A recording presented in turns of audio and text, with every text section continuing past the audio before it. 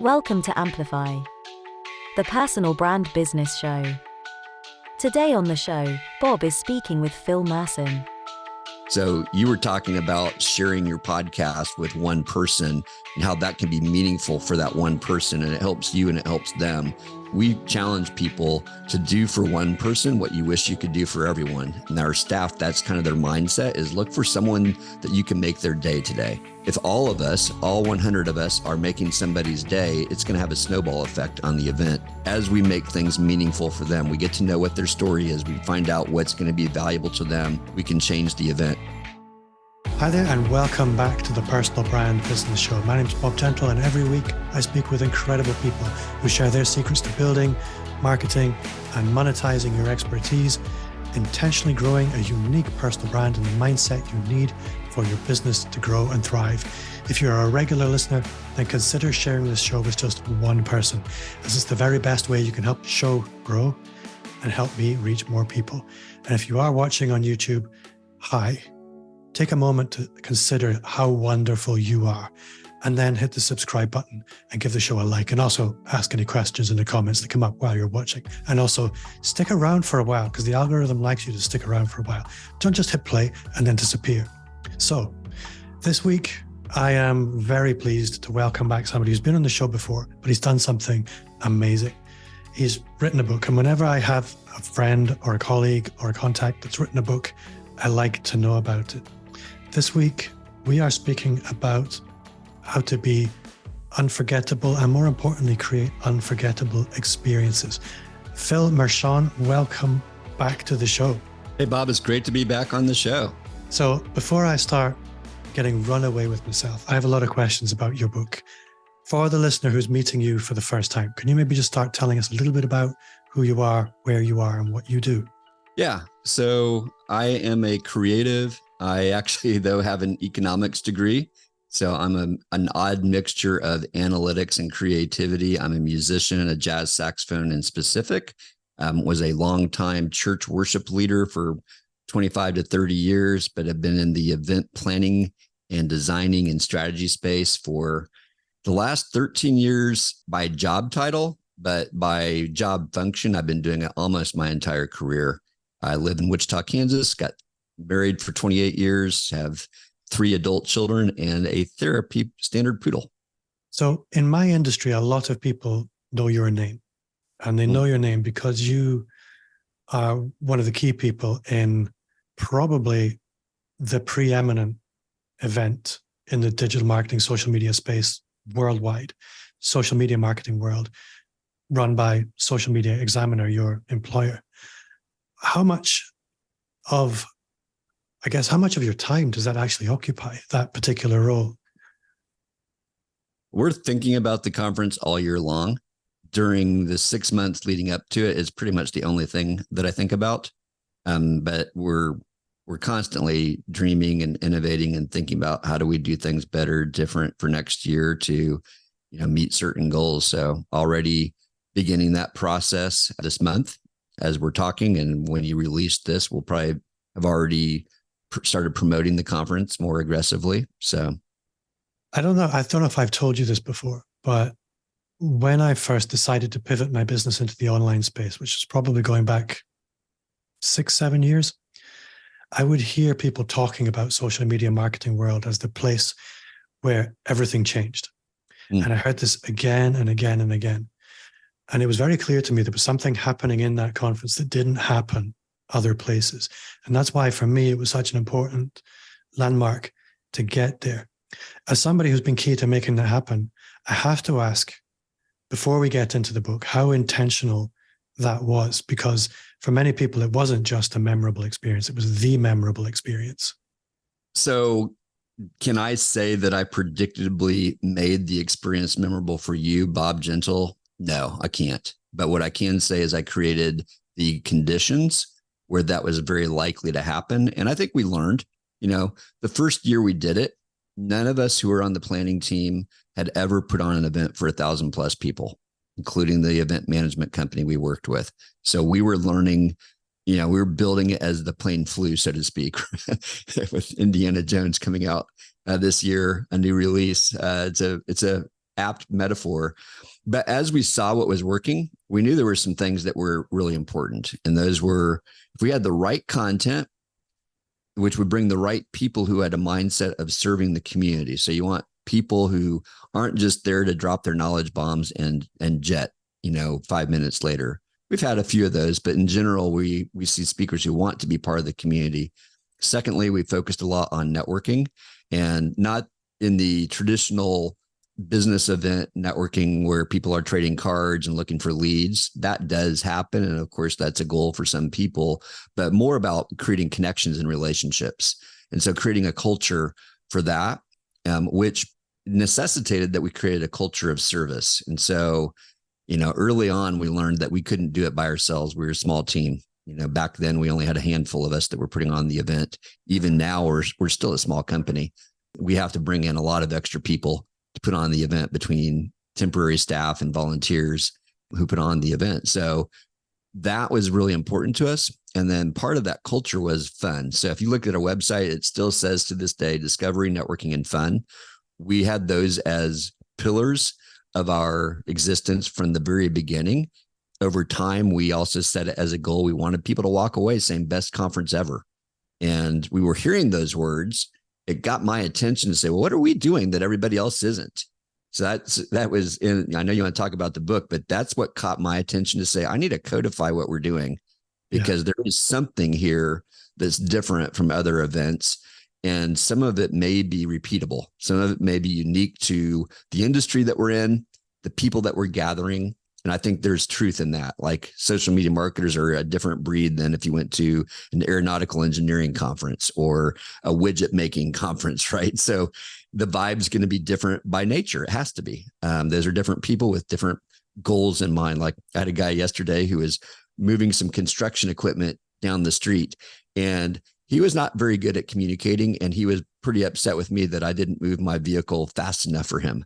And he let that be known. It's like, okay, but words would have helped, that what you wanted me to do. So I think we do have something special because of things that we've been doing repeatedly over time, and it's gathered a community that helps reinforce it. So I think that's what you experienced when you came for the first time, is there's not just the staff, but there's a community here who cares, and they treat this as part of their family. And they let us know when we're doing something they don't like, like, oh, you guys kind of went off the rails with this, and we listened. And so we've built more than an event. We built a community, I'd say, is a lot of what's happened. Yeah, I absolutely agree. I think if you're listening, look for somebody, that's been to the conference and ask them about it, and they'll kind of explain the whole vibe and why, for me, it's such a high impact place to be. Now, you mentioned codifying what was working, and obviously we're coming into the book now. And the reason I really wanted to get you on and speak about this is nobody wants to be forgettable, being unforgettable. Anybody that's in the social media marketing space, yes, we're all in social media marketing in order to cut through the noise. A lot of people don't achieve that. Anybody that's putting on an event, which I think is your core focus in the book, nobody wants a ho-hum event. So I'm curious to know, from your experience, number one, how have you codified that? So if somebody's looking for a book, why would they pick up yours? And then maybe look at a few ways we can apply this to different kind of events, and maybe in some other use cases as well. But what's the basic framework that you came up with when you were putting the book together? There's kind of two different sections of the book in my mind, the way I looked at it. The title is Unforgettable, the Art and Science of Creating Memorable Experiences. So the first section of the book is looking at the art and science of how do we create things that are memorable, meaningful, and momentous. So that's kind of the first section. And that's how I just define unforgettable, is that it is memorable, something that's going to stand the test of time. It's going to be sticky in your brain. It's not hard to conjure it up. And, there's this, I wish I had this stat when I wrote the book, or I wish I knew who to credit to, but there's this German psychologist named Ebbinghaus. And in the 19th century, he created the forgetting curve. You look like you might be familiar with it. He was studying educational retention. How long do people retain information that they've learned without any kind of intentional reinforcement? And what he discovered is within 1 hour, we've already forgotten 50% of what we've learned. And within a day, it's 70%. And within a week, it's 75%. And within a month, it's up to 90%. And that, as an event organizer, scared me. It's like that, as an event organizer, you don't want people to only remember 10%. Because what if it's the wrong 10%? What if it's just the parties, or what if it's the bad things that happened, and not the good things? So we want things to be memorable. That's one part of it, but it needs to also be more than memorable. It needs to be personally meaningful. So you were talking about sharing your podcast with one person and how that can be meaningful for that one person, and it helps you and it helps them. And we challenge people to do for one person what you wish you could do for everyone. And our staff, that's kind of their mindset, is look for someone that you can make their day today. And if all of us, all 100 of us, are making somebody's day, it's going to have a snowball effect on the event. As we make things meaningful for them, we get to know what their story is. We find out what's going to be valuable to them. We can change the event. And then the last thing is momentous. And I lean some on the work of Chip and Stan Heath in their book, The Power of Moments.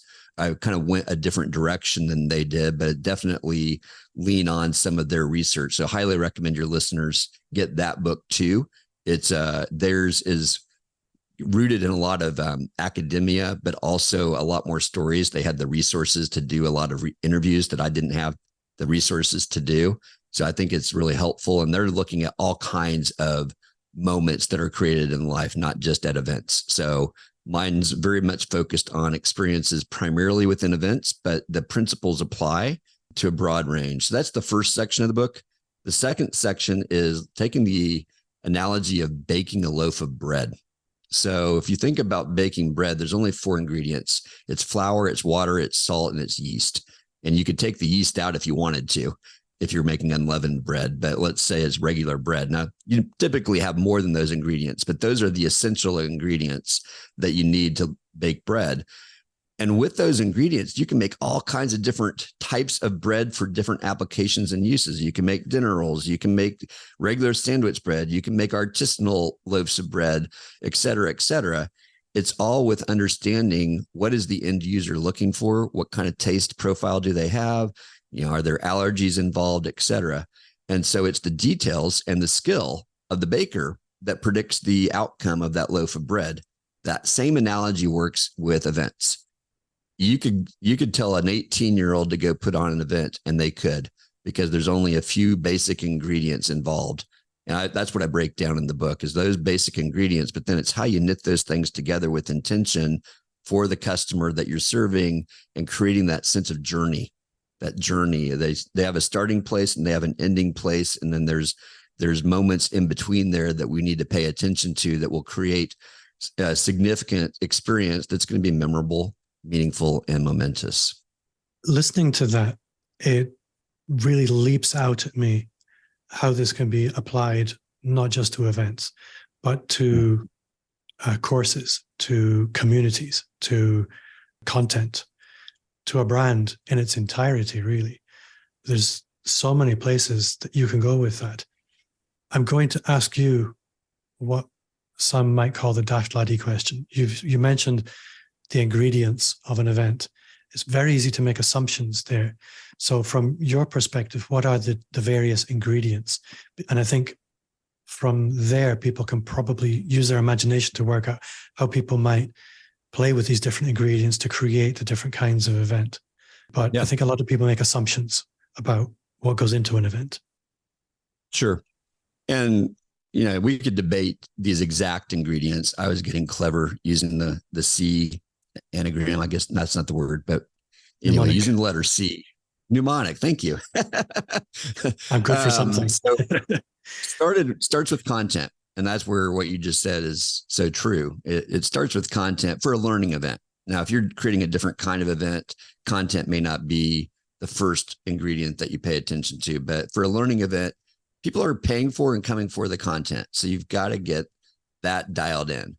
A second ingredient is going to be the connections. So I look at that as the same as yeast. So I literally did this recently. I was demonstrating on stage how this works. And I asked someone in the audience who's a baker, and I said, okay, what would happen if I put the yeast into the dough here, but I didn't really stir it? She said, well, it wouldn't be activated. So I said, well, what if I just stirred it a little bit, but didn't spread it throughout the whole loaf? She said, well, only one part of the loaf would rise. In so many events, that's what happens. There are some people who feel connected, who make great connections at the event, and it's almost like a click, right? Yeah. So great connection spreads throughout the event. So that's another ingredient. So good content, great connection, having the right crew. So this isn't an ingredient, but it is an important element. So, chefs, bakers, will go to bakers who don't have the skill. So a beginning baker cannot make artisanal loaves of bread. It usually takes 8 to 10 years to learn some of the skills that are needed to make those kinds of loaves of bread. And sometimes those bakers are experimenting for up to a year to get it just right for the application that they're trying to create. You've got to have knowledge of how all these different ingredients fit together. You have to understand how ovens affect it.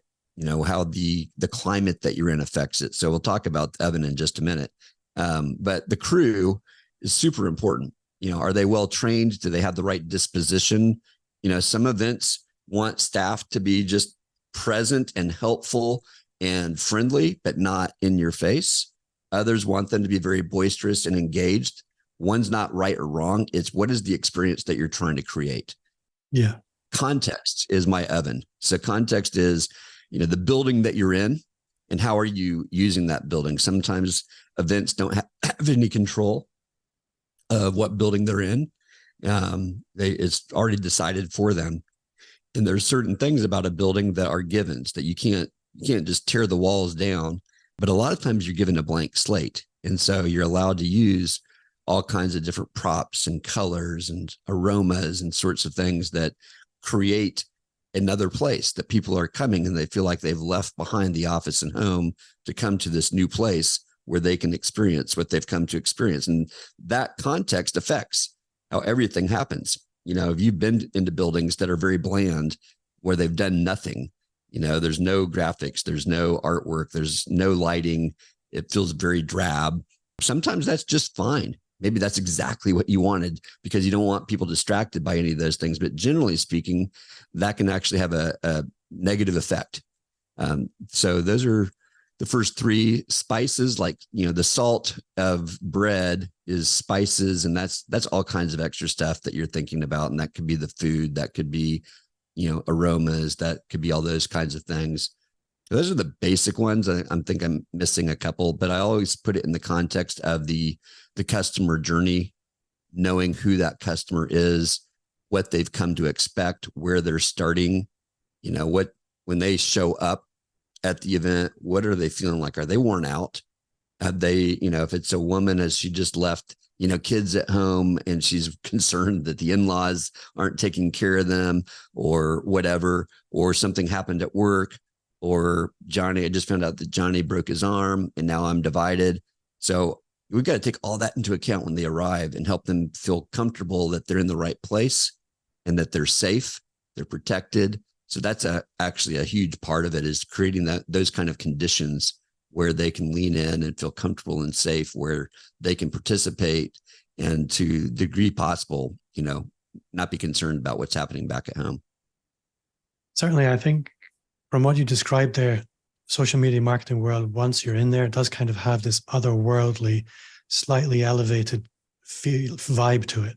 You have stepped out of the ordinary world into a slightly magical world. That absolutely comes across. And I can see how you structured that from the way that you build out those different ingredients. So events are on my mind. If I was calling you up and saying, hey, Phil, I'm thinking about putting on a very small event, what advice would you give me or anybody else that's listening to how we could apply those events in a small, intimate, micro conference? So maybe just one day, a couple of speakers. We don't want to spend any money if possible. How would Phil approach this? I think it starts with, what is that journey? Who is the person coming in the room? Where are they starting? And where do you hope they'll end up by the end?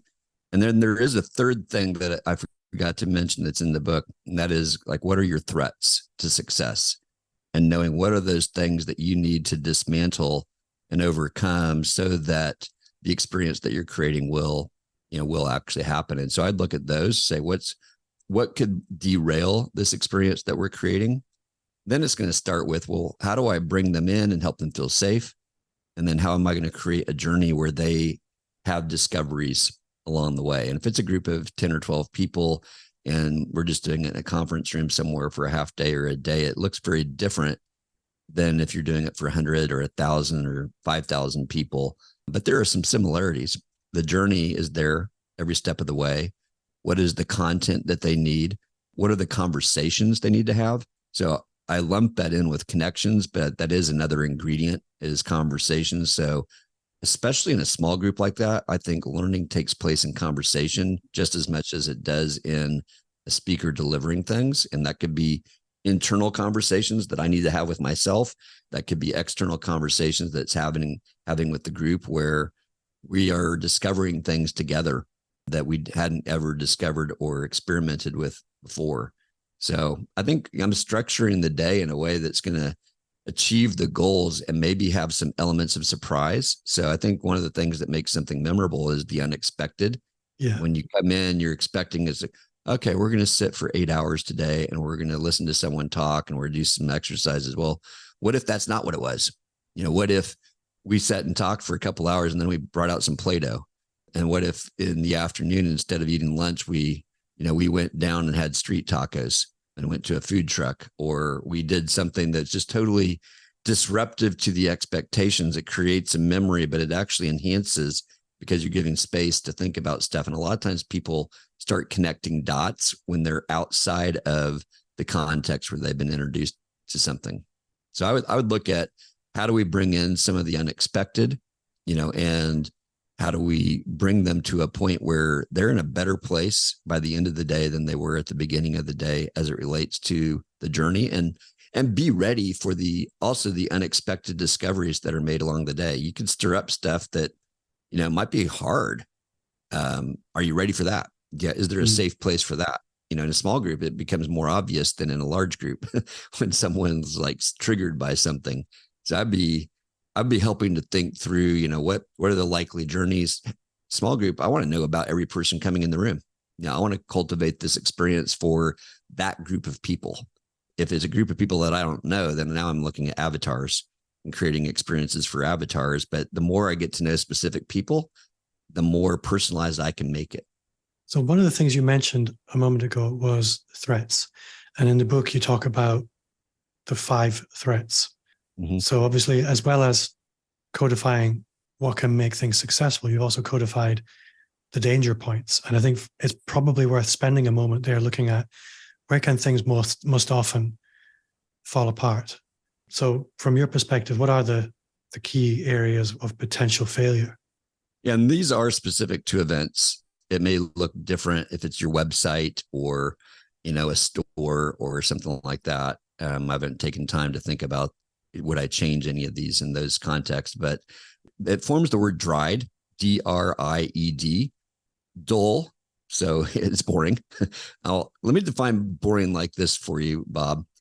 I think boring is forgettable. Boring isn't just, it's going to put you to sleep. Boring isn't, or, dull isn't, it's going to make you leave and say that was terrible. Dull is, you're not going to remember it and it makes no difference in your life. And I'd say 80% of experiences are like that. 10% are so terrible that you're going to talk about it and complain about it.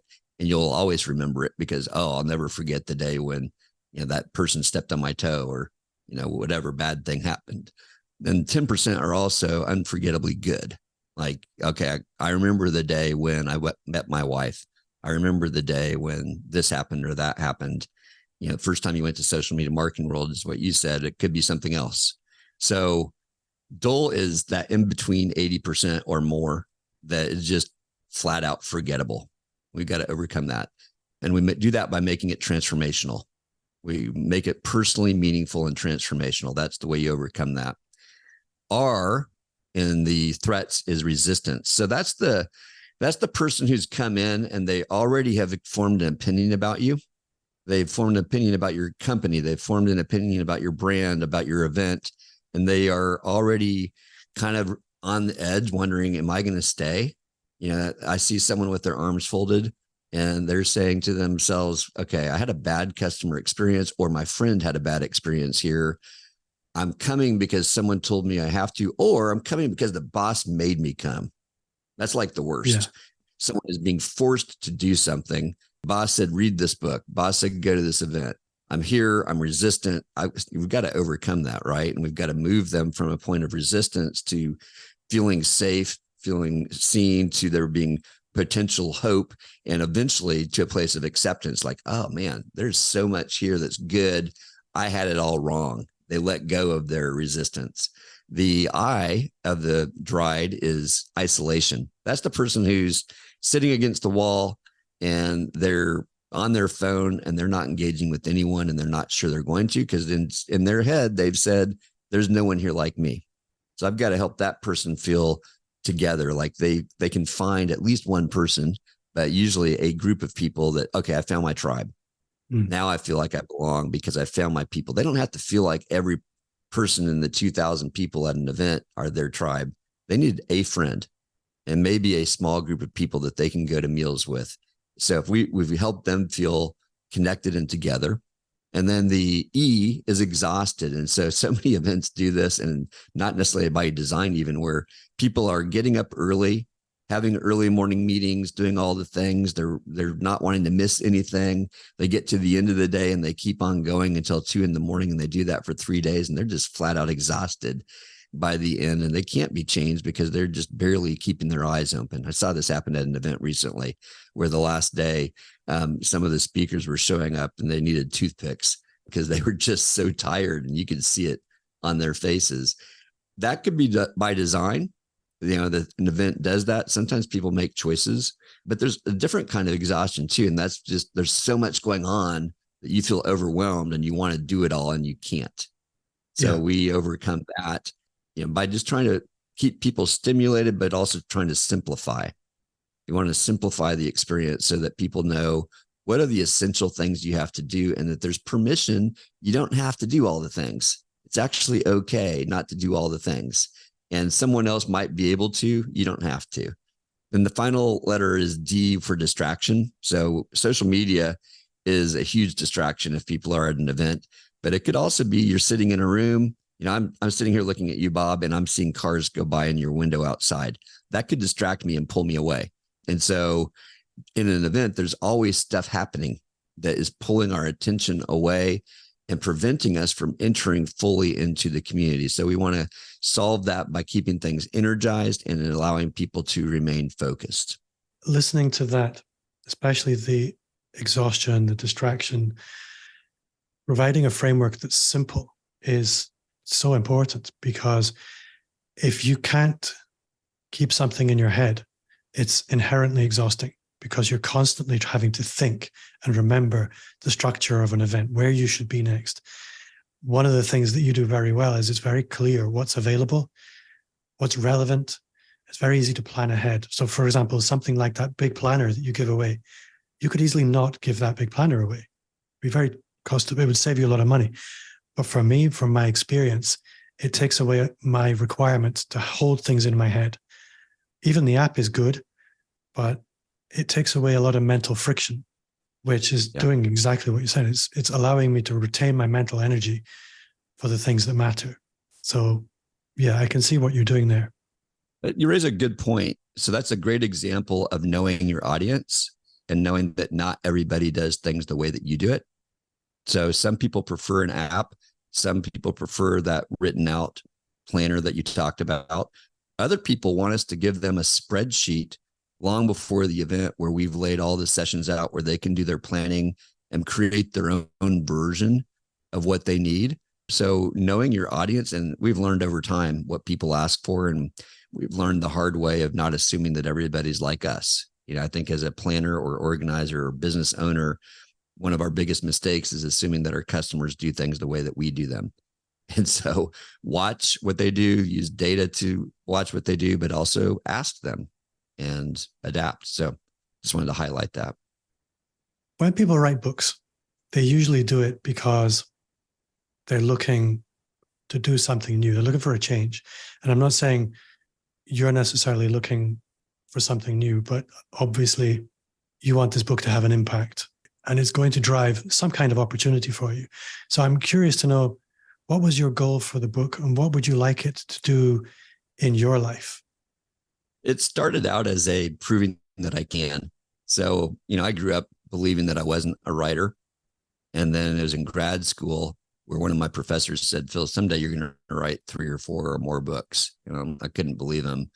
But then when the bug finally hit of what I should write about, it's like, okay, I've got to do this just for myself. And like I said earlier, to codify, it helps me to teach others if I've codified what I think. So that it started there. But I do think as I've gone along, it stuck out to me that there's a lot of events that could be more impactful if they could learn from some of the things that I've learned. And so, I feel like I'm on a mission to stamp out boring events. I don't know what that ultimately is going to look like in terms of a career as much as, I want to get the book out to as many people as it will serve. I love speaking, and beyond that, opportunities are going to emerge that make sense. So it definitely started as just a desire to codify my thinking and prove that I could do it. But now I've got something that's a lot bigger than I thought it would be when I started, and people are giving me great feedback. And so I'm waiting to see, what it accomplishes in the world and kind of follow that stream.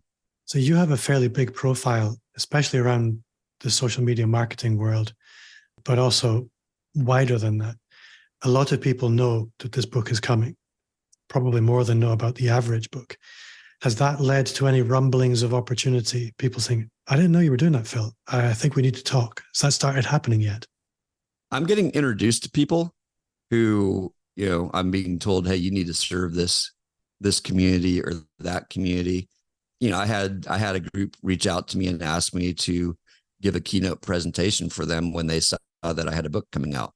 So I think more of those will come with time, but I wouldn't say like earth shattering rumblings yet, but we're in the early days.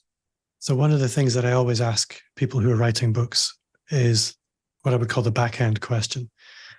I remember speaking to Mike Michalowicz from Profit First, Pumpkin Plan, all that stuff. And I asked him, at what stage is he planning the back end business model of a new book? And he said the first time he wrote a book, he didn't really give any thought to the back end or what would happen if this book was successful, how it was going to impact his business. But every book that he subsequently wrote, at the point of writing the book, he was thinking how he was going to monetize it. And I'm wondering how much thought you gave to that.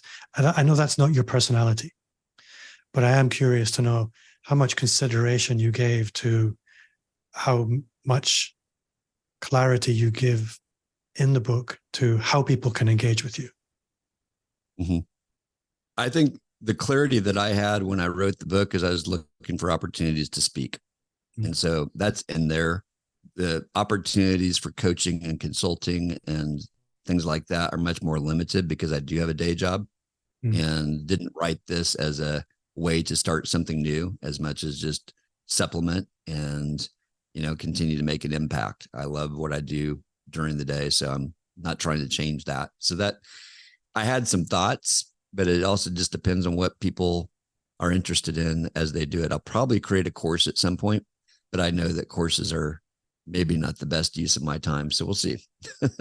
Well, also coming back to that forgetting curve. And I think for me, this is something, and I think this is why a lot of people need to pay attention to this book, not just from the events perspective, but from every perspective where you have touch points with people who need value from you.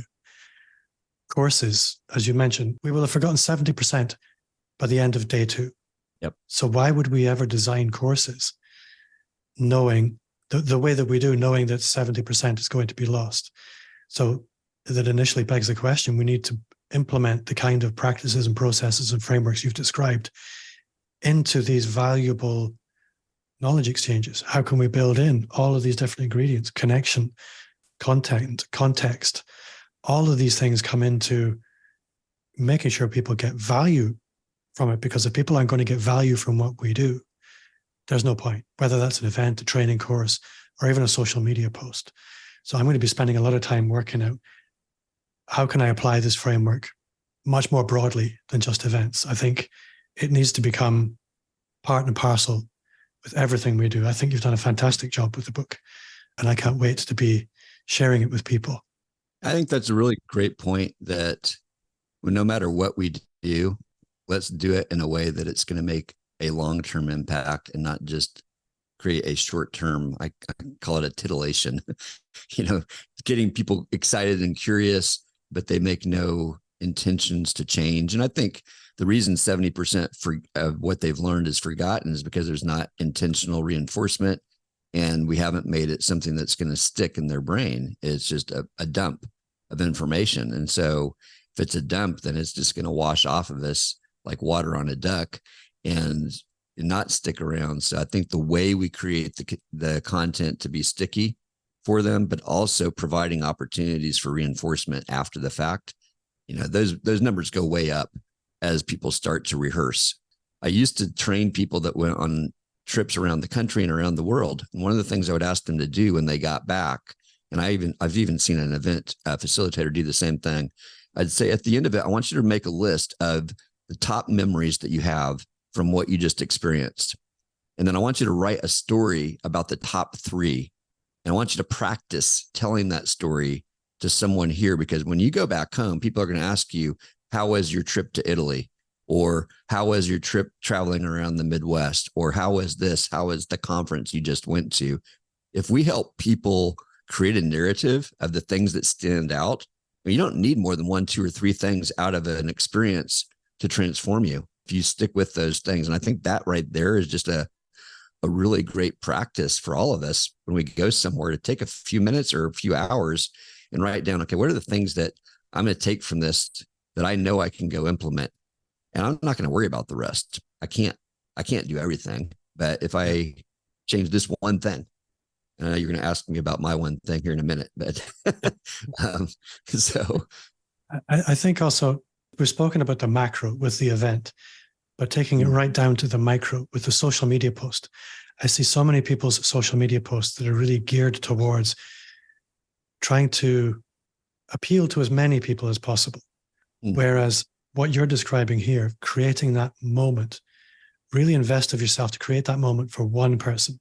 And if you can do that, then that content's going to have power. It's going to resonate throughout the rest of somebody's day. And that's what it's all for.